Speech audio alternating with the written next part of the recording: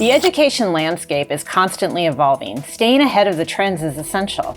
Welcome to EdBuzz LA County, where we explore groundbreaking initiatives, inspiring stories, and innovative practices shaping the future of learning here in Southern California.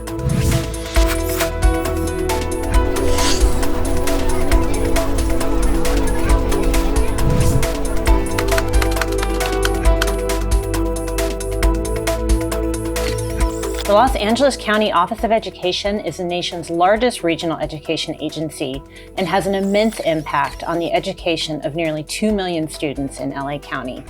I'm joined now by Dr. Debra Duardo, the Los Angeles County Superintendent of Schools. Today we'll talk about how LACOE uplifts and supports our educational community.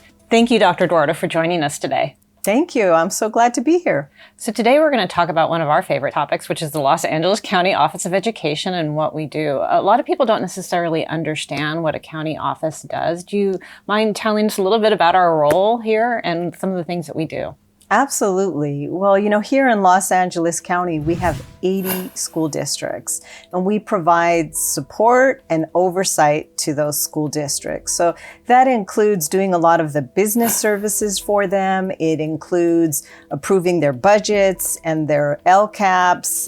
It also is providing a lot of support and guidance. Whether it's about how to best support African American learners or our English language learners, or working best with students with disabilities, you name it. We offer all types of professional development, training, pathways for teachers to get their credentials or administrators to become credentialed. But besides supporting the 80 school districts, we also have our own schools that we operate, and something very dear to my heart is our juvenile court schools. So we provide instruction to youth that are part of the juvenile justice system, and we have our own teachers and our own administrators and counselors and work very closely with probation and other organizations to make sure that our youth who find themselves in the juvenile justice system have an excellent education and are able to move on from that and do something positive in their lives.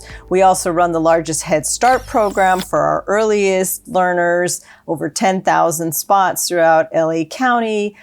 We do a lot of work around mental health and well-being and a lot of supports to make sure that throughout LA County, our schools feel supported, have the resources that they need to provide an excellent quality education to our youth. When you mentioned Head Start, so one of the things that people don't necessarily realize, they hear K-12, but they don't realize, well, that actually encompasses a lot more, from Head Start, our little early learners, all the way through to, we also have a GAIN program, right? Which is adult ed. So we're contracted through the Department of Public Social Services, where we provide all kinds of supports to people that are on public assistance and want to finish their high school education or want the opportunity to go on to a career. So we work with that population. As I mentioned, we work with Head Start. We have our alternative education programs for students that for whatever reason, the traditional high school didn't work for them. They are able to be in a smaller setting in an environment that's more appropriate for them. And I also didn't mention our specialized high schools. We operate LACOE, which is the #1 public high school of the arts in the country. It's an amazing opportunity for gifted students who are interested in the arts, whether it's music, dance, or painting, or sculpture. It's an incredible opportunity and a great program that many people don't know about.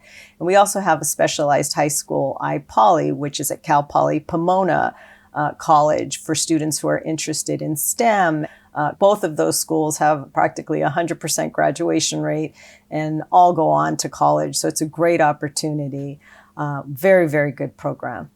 It's interesting because we serve so many different populations, and I think that's one of the things that people maybe don't understand about county offices is all the different populations that we serve. And at LACOE we use 2 different numbers when we're talking about students, which sometimes causes confusion for people who don't work here, even for people who do. And so we refer to nearly 2 million students in LA County, but we also use the number 1.3 million. Can you tell a little bit about the difference? Yeah, people get really confused by that. that. And really, when you talk about 2 million children, it's the children 0 through 18, basically, that benefit from a lot of the services that we provide, as we talked about early childhood education. But the 1.3 million is the children that are in K through 12 education. So that's where you get the different number. And when we were talking about iPoly and and LACOE, one of the cool things about them is that they are on these college campuses, which shows how we can partner with different organizations to support students. And one of the things that you've been incredibly supportive of in your leadership here is this idea of all coming together, the power of one LA County behind all of these young people. Can you tell us a little bit about your vision in that area and the different things that we've built over the years? Absolutely. I mean, there is not one organization, one district that can meet all of the needs and demands of the student and the families that we serve. And really what we found is that by developing strong partnerships and relationships with other organizations, we're able to bring many more resources and services to our children and families and educators. And so one of the first things that I did when I became the county superintendent was to meet with our county department heads. And we have incredible leaders in the Department of Mental Health, the Department of Public Health, Parks and Recreation, libraries, the Department of Children and Family Services, and many, many others that serve the same population, the same families that we're serving. And so by developing and strengthening these relationships with the county departments, we were able to bring more resources directly to our schools. So one great example of that is the community schools model that we implemented in 2019.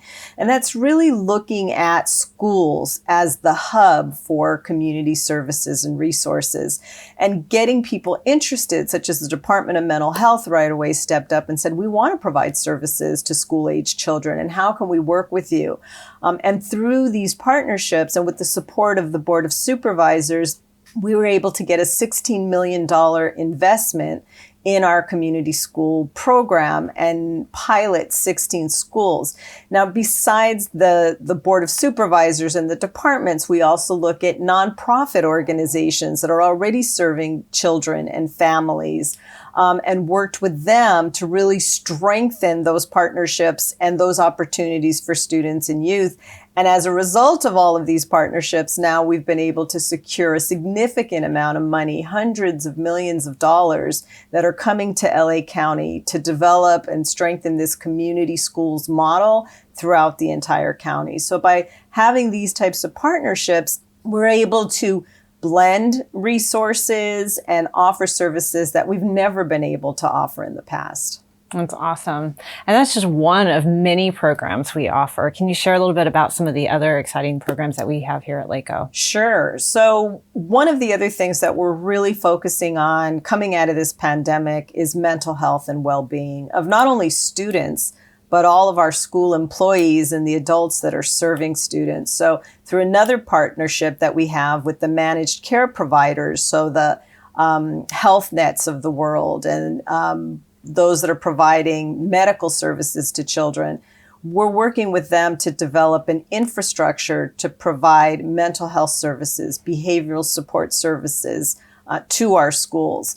So as a result of that partnership, we were able to secure telehealth, mental health services online for every student in LA County at no cost to the student or the family and at no cost to our schools. So those are the types of services that we're looking to bring so that we don't have 80 districts trying to figure out how they can provide these resources if they don't have the budget for it, but really giving us the opportunity to get ahead of it and bring those services to them. We also have an employee assistance program, our EASE program, where we're able to provide mental health services to all 80 of our district's employees. So whether you're a custodian or a teacher or a principal or the superintendent, if you need immediate support around well-being, mental health, if you're experiencing a crisis, we have a program, again, no cost to the district, no cost to the employee. We want to make sure we're taking care of our people so they can bring their very best selves to work. You know, one of the things that's so cool about LA County is that because of our size and because of our huge diversity, we can actually be seen as a microcosm of California and even to some degree to the nation. And so what we're experiencing and dealing with here in LA County is what others across the state and nation are also experiencing. So when you think of education today, what do you think of as in terms of some of the challenges we're facing? But one of the things I know you always do is you also look at challenges as opportunities. So especially after the pandemic, we've had some unique challenges, shortages in staffing. You know, many people who could retire left the profession or made other decisions about how they wanted to spend the rest of their career. Also looking at the digital divide, you know, what we found out, and, you know, it was more severe than we even imagined, was the fact that not all of our students had direct access to either a device to get instruction when we went remotely or to broadband, to a strong internet where they can connect. And so, you know, those are types of things that we're looking at. And we know that broadband is no longer a luxury. You know, people are going to broadband, as I mentioned, for telehealth, for physical health services, for employment, for interviews, you know, for all types of services and resources. People need to have that internet connectivity. So we're working on that. We do a lot of work around equity and making sure that we're placing our most vulnerable populations at the front of the line for different types of services and supports that are needed to make sure that those students are thriving and doing well in school, working with different partners to make sure that we're coming out of this pandemic stronger than we were when we went into it, and making sure that our school districts, our students, our families, our parents have what they need and feel a sense of belonging and feel supported. You know, other things that that is very important around equity is the LGBTQ plus community. You know, there's been a lot of issues in the media around banning books, around services and supports, around gender, bathrooms, you know, you name it. So we've done a lot of work to help train our school teachers and administrators on how to best support this population of students and making sure that they have the facts, that they have the information, and that they have the best practices to make sure that these students are doing well in school. And when you look to the future, what are you seeing in terms of goals and what we're focused on here at LACOE? So when I look to the future, I'm really excited. We have a lot of great things happening. And as a result of the pandemic and just looking back on what we've been able to accomplish and where we want to go, we have some real clear strategies and goals in place. And one is always about student achievement and making sure that we're doing better, that our schools can show that their students are performing better and our own students are performing better, whether that's in math or English language arts. And also, as I said, making sure we're doing everything through a lens of equity. So all of our students are receiving the supports that they need, closing the digital divide, making sure that everybody has access to technology, but also looking at AI, artificial intelligence, and what does that mean for education and how do we get ahead of that? So we have a big superintendent's collaborative coming up next month where we're bringing experts to talk about AI and how it applies to education. Just looking overall about how we can be more efficient, more effective, better support our districts and our own students and families. A lot of focus on how we make sure that everyone, all of our employees, feel a great sense of belonging and feel excited to work in a place that is supporting so many children and families throughout the county. Thank you, Dr. Duardo, for joining us today and for your leadership. It was just great to learn more about LACOE and all the things that we do. Thank you, Liz. I'm Elizabeth Grasswich, and we'll see you next time on EdBuzz.